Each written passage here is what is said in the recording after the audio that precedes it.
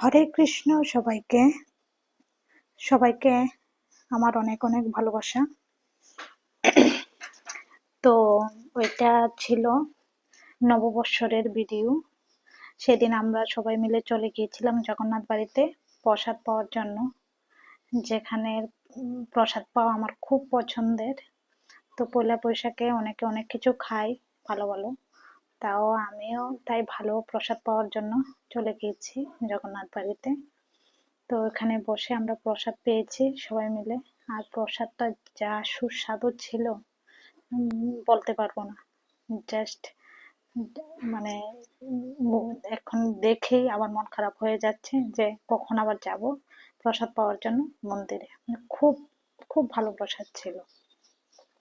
তারপরে আমরা সবাই প্রসাদ পাওয়ার পর একটু বসেছিলাম মন্দিরে, বসে একটু ভিডিও করেছি, একটু ফটোশুট করেছি। তো এটা ছিল দুপুরবেলা গিয়েছিলাম, দুপুরের প্রসাদ পেয়েছিলাম।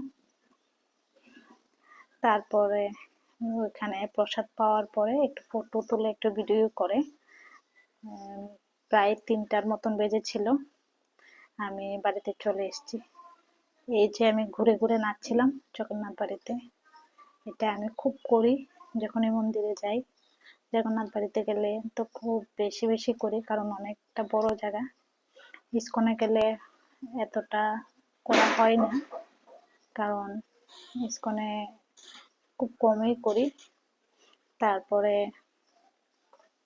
একটু ফটো তুললাম প্রভুজির সঙ্গে, করে বাড়িতে চলে এসেছি। তারপর বিকালে আবার চলে গিয়েছি ইস্কনে, যেখানে খুব খুব সুন্দর সন্ধ্যা আরতি হয়, সেটা তো সবাই জানেন।